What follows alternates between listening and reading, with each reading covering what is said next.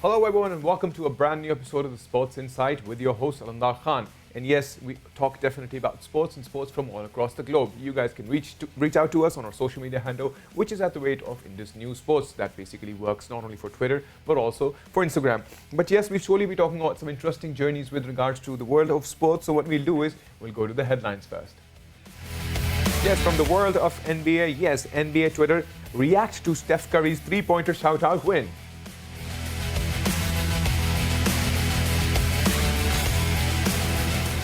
And December is back at work for the Players' Championship after celebrating the win in the Arnold Palmer Invitational.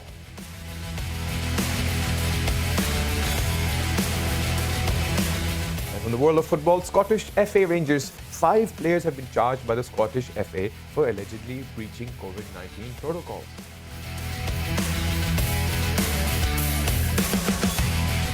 And Japan to stage Olympics without overseas spectators. We'll surely talk about that.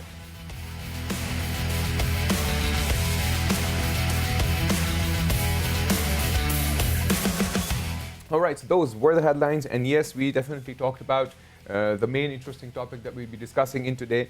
With regards to the NBA, yes, the NBA is definitely on fire for the fact that, there's been definite updates with regards to the AllStar Game.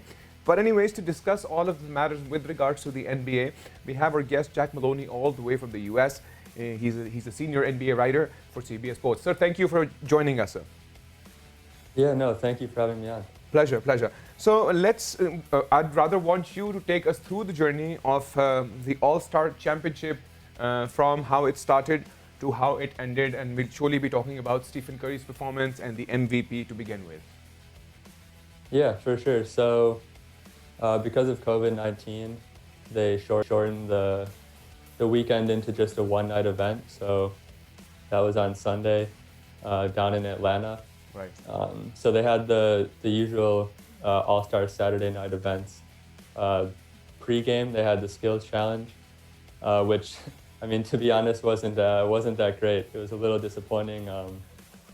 Luka Doncic, he didn't really try.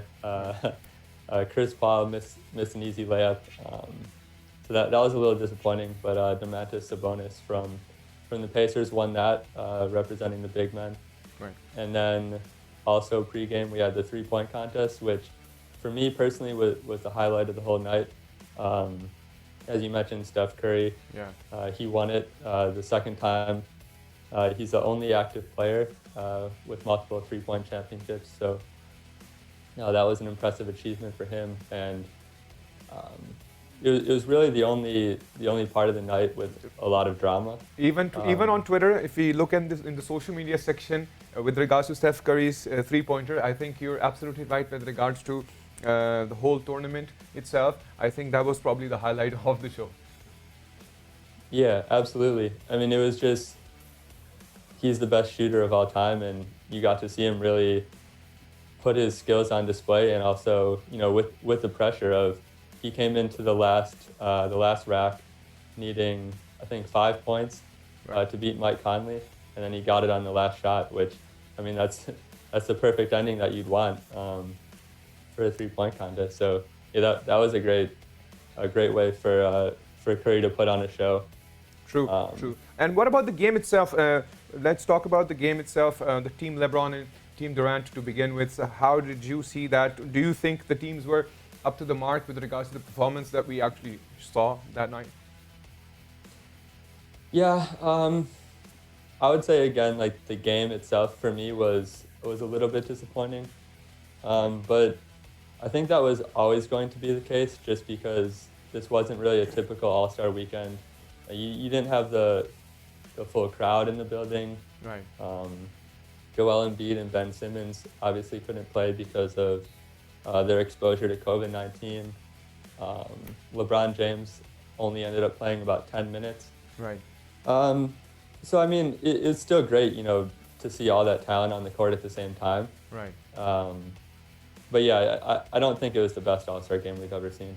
Right. And I think it's probably because, as you mentioned, it's about the COVID situation.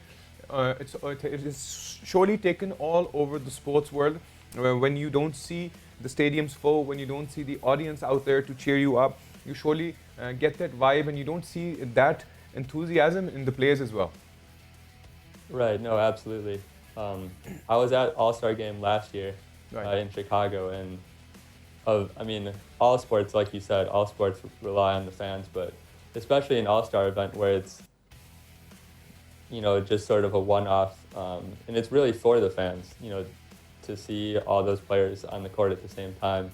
And so then to have a largely empty arena, it's just not the same. And it's too bad. And hopefully this is the last time, and next year we'll be able to have fans in the arena. Let's hope for the best. Okay, let's generally talk about the trio, the journey of the trio to begin with, as discussed earlier. Because of the fact that, James Harden, he definitely did play, but, the point is the overall three players who actually managed to, Kevin Durant and Kyrie Irving, and of course himself, James Harden. Tell us about their journey as a trio. Obviously, them being together in one team. Did we foresee that before they joined in? But initially, it did not come up to that point of the best of Nets' performance overall. Yeah, I mean, it's sort of been a weird journey to get here because, Kevin Durant missed last season with his Achilles, and then Kyrie Irving was hurt a lot last season, and then obviously Harden got traded this season. So, they've only maybe played, I don't have the exact number off the top of my head, but, maybe like 20 games together. So it's still sort of a work in progress. But as you can see, just from this short time, the offense that they can put together is unbelievable. I mean, arguably the greatest collection of offensive talent maybe ever, especially in terms of the way that all three of them can create their own shot. Right. And, we've seen great offensive teams before, but we haven't really seen a group where all three of them, can create on their own and get that shot for you in the last 5 seconds if you need a basket. Right. Let's talk about Giannis for his, obviously, MVP. How did you see that developing? And do you think, in your opinion, was there anyone better than Giannis to be the MVP? No, I think for sure he was the MVP. I mean, he went 16 for 16, perfect shooting performance, 35 points. I don't think that was really close. I think that was one of the highlights of the game for me. Especially I'm based here in Milwaukee, so I've seen Giannis, countless times, and to be able to see him do that on a national stage like that was pretty fun. I think he set the record with the most shots without missing for an All-Star game, and then he also has the all-time scoring average, 28.8 points per game in the All-Star game, which is a record. So yeah, to see him do that on the national stage was really cool. Right. So what are the major upcoming games that we should be looking forward for with regards to the NBA and as it slowly and gradually develops more? I got to be honest, specific games off the top of my head, I don't have the schedule in front of me. But right. I guess just storyline-wise, we've already mentioned the Nets. That's going to be fascinating down the stretch to see, how they can improve with the trade deadline coming up. Right. Because obviously they struggle a lot defensively, and they're going to need to improve in that area to win a title. We have the Lakers. Anthony Davis is coming back from an injury. They sort of struggled going into the All-Star break. Right. So seeing how they return. And then, the Clippers. So basically you're talking more about the top contenders that you currently see would be the champions out there. That includes the Lakers, the Nets, and the Clippers, right? Yeah, and I'd throw the Sixers and maybe the Bucks in there as well. And then you can't ignore the Jazz just because of what they've done. But yeah, I'm sorry, I don't have the schedule in front of me. But anyways, I totally get an idea with regards to. So with regards to all the teams, your personal favorite that you would, because everybody supports someone out there, but you, besides the fact that you're a journalist, what team do you support in particular? Well, I grew up as a Celtics fan, so that's who I root for. I hope they do well. It's been a tough season for them, Right. but hopefully they can turn things around and get healthy. And maybe they can make some noise in the playoffs. If everyone gets healthy. But yeah, no, that's my team. Right, right. Anyways, thank you so very much for being a part of our show and discussing the world of NBA with us, not only NBA itself, but obviously the AllStar Game. Thank you very much. Yeah, no, thank you for having me on. Pleasure, pleasure. So anyways, this was the major updates with regards to the NBA and the world of NBA, and obviously we talked about all the teams that that would still contend for the top notch, which is obviously at the LA Lakers, the Nets, the Clippers, the Sixers. But there have been so much more that we got to hear from our correspondent. It was pretty interesting to know the world of NBA. But anyways, what we'll do is we'll take a short break, and once we get back from the break, we'll follow up with the rest of the news. See you guys after the break.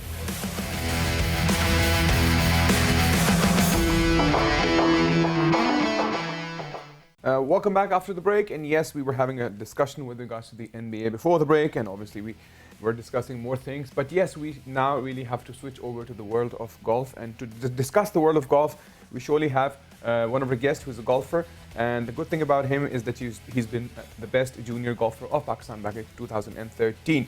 Anyways, Mr. Minaj, welcome to the show. Thank you, thank you. Minaj, so let's talk about, we'll surely talk about DeChambeau's victory to begin with, obviously, and how he managed to win on a very short, at the last short perspective. So how do you see that victory that he celebrated at the Arnold Palmer Invitational? Yeah, DeChambeau actually transformed himself in during this COVID lockdown. He used to be an average hitter. Right. But during this lockdown, he changed himself completely. And from being an average hitter to the longest now, he's averaging 323 yards off the tee as of now, and he's number one strokes gained from the tee, off the tee. Right. So that has helped him completely. But yes, sorry, I got disconnected. Yeah. So you were saying something here. Yeah. So he's number one strokes gained off the tee as of now, right. And but that's not it. He's also he hold I think 91% of the putts. Everything that was inside 10 feet, he hold around 91% of them. So he's the longest hitter and one of the best putters. That's why he's winning. Right. He definitely, after winning this, he's improved himself, as you've discussed, that he kind of took this whole COVID situation way too seriously. And with regards to the things that he actually looked into with regards to the respect and the things that he actually put into the work. He's now world number 6, if I'm not wrong. Yeah. So where do you see where do you see his journey heading from here? From here, he's currently leading FedEx standings as well. Right. From here, in terms of world ranking, I don't think he'll no one ever will stay world number one as long as Tiger was. True. I think he'll become world number one for a while, maybe 3-4 months. Right. But it would keep on switching from DJ, DeChambeau, Xander Schauffele, Rory McIlroy. It would be among them for the next 3-4 years. Right. And talking about the last the victory that he had at the Arnold Palmer, let's talk about that because Tiger Woods also reached out to him, congratulating him. For him, obviously, Tiger Woods is more as a mentor. So, obviously, Tiger Woods reaching out to him surely sees that Tiger Woods himself also sees that wisdom in DeChambeau himself. Yeah, DeChambeau is the new face in the golf. Why I say that is because he's introducing new things in golf, just like Tiger did. Right. Tiger was the guy who brought gym to the golf, who brought money to golf. Now DeChambeau is going one step ahead. So he's taking fitness, the extent of fitness he's bringing into golf. Right. Nobody has ever done that, and the amount of because of him now we are talking about distance rule. Right. USGA and R&A, they are talking about introducing a ball that does not go as long as it goes now. So yeah, he's bringing new things to golf. So yeah, Tiger must also be looking at those things, and he would, and that's why he must have approached him. Right. And he's consistently playing good golf. So yeah, So let's he's talk. the guy Okay, to look so after. we surely believe. I've heard about the RNA thing that you just mentioned. That a lot of golfers have the athleticism to hit the ball way too far than expected, and it's still being worked on. It's something that a lot of agencies are trying to control. That. How do you see it impacting those hard hitters who actually ensure that the ball goes way beyond the expectation? So in terms of players, it won't really affect the players very much because the long hitters would still be long hitters, Right. whatever the ball you give them. Right. So it would basically, the thing about, I don't agree with what they are suggesting because they are only, they are making this rule on the data of the best top 100 golfers in the world. Right. The average golfer still hits it 210 yards, maybe on average. Right. And that's not long. Whatever equipment you give them, they'll still hit 210 and that's the average for like around 50 years for the average golfer. So this rule is being implemented just because of the best 100 in the world, and then it's going to impact the other millions of golfers. Right. So I don't think that's very fair. But yeah, the logic is that the ball is going too long, but there are other ways to control the distance, like controlling, making the face of the club face thicker. Right. The ball can still won't go too far. Right. There are other ways to change equipment rules rather than changing the ball rule. The ball, if they change the ball, like millions of dollars are invested of the brand companies, Right. to provide us with the equipment that we are using now. And suddenly implementing the ball rule or the equipment rule would not do justice to them as well. So I'm not really in favor of that as well. Right. Let's go to the WGC, which obviously was before this. How did you see the development in the WGC? Sorry? The WGC, the previous championship that actually took place with regards to golf. How did you follow it? Do you think it took its right direction on how it established itself out there? Yeah. It was a great championship. It was a great course, and yeah, anything on PGA Tour, they prepare for it. So in terms of course conditions, they were perfect. The players, after the lockdown, I think they are appreciating the efforts of the course, and they are appreciating the tour more. Yes. So they are getting much more prepared than before, I think. Because with regards to, as you mentioned about the PGA, let's talk more about that, because WGC was obviously Colin Morikawa actually managed to win it with the prize money of 10 million plus. But the point is, the journey for a normal golfer these days. Let's talk about the journey of a golfer. Starting from, let's talk about your journey. How did you start? Because as per your credentials with regards to golf, you've been the junior champion back in 2013. And how do you see yourself evolving from there to now? So if I talk about myself, we don't get too many opportunities here in Pakistan. Right. We don't have a golf academy as of now on our national golf academy in Pakistan. So in terms of me developing to become a golfer, I have to go many steps ahead of other kids in the world. Right. So for me, I have to invest in myself. I don't have a sponsor as of now. Many professionals in Pakistan do not have sponsors here. Right. We have to bring media into golf in Pakistan. We have to bring more money into golf in Pakistan. That's how, Local Services is doing a great job here, bringing corporate golf into Pakistan. That's a good step. But right. We need more corporate golf happening in Pakistan. We need to start respecting more. We need to start respecting our sponsors as well. Right. Also, but we have to start with the PGF. Pakistan Golf Federation has to start with at least an academy here. Absolutely, So absolutely. You're absolutely right with regards to the academy part. A lot of people are doing it. Let's talk about the fitness element that you initially talked about with regards to golf itself. people have started focusing more on their fitness side. Let's take an example of Tiger Woods himself. The accident, the crash that he went through, during that time he already had this back injury.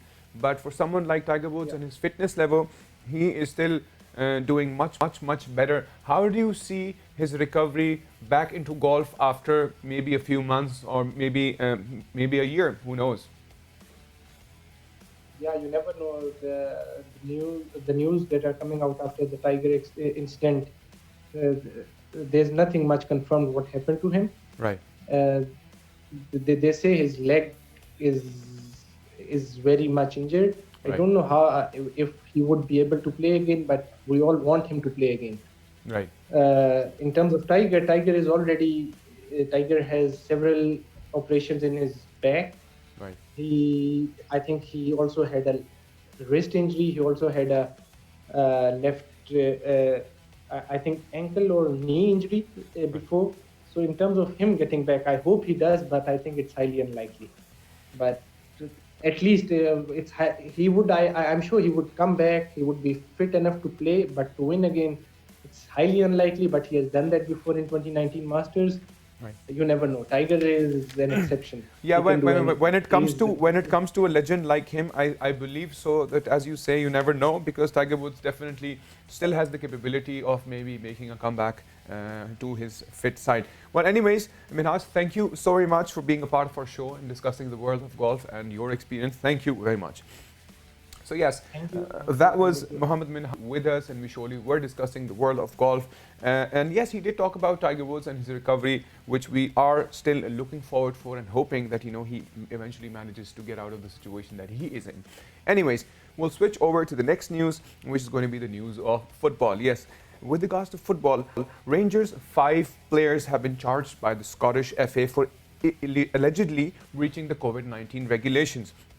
Not to forget, these COVID-19 regulations are very, very serious these days because of the fact that slowly and gradually the next version of the COVID-19 is out there. People are still trying to, ensure, and sports bodies are actually trying to control this COVID-19 situation. But anyways, they are definitely charged for breaching those protocols, and it's not only in football. If you look at it, it has been happening all across the world in all terms of sports. When sportsmen are breaching these contracts, and they will definitely have to pay the price for it. Anyways, that was with regards to football. Let's switch over to the world of Olympics. So Japan has actually finally decided to stage the Olympics without the overseas spectators, because even though there were like 900,000 tickets sold, but that was outside Japan. But due to the COVID-19 situation, those spectators would not be able to come join in to see the Olympics happening anyways. But the opening ceremony of the Tokyo Olympics will be held behind closed doors. The COVID-19 has taken the entire world by storm in a situation, in a condition that we live in. For an event like Olympics, which we all, different countries used to participate and wait for that particular moment with regards to the celebrations of Olympics itself. But unfortunately, that's not happening, and I hope that, we all go through this COVID-19 situation soon. Anyways, you guys can surely reach out to us on our social media handles at @Indus News Sports. Till then, take good care of yourself, and bye-bye.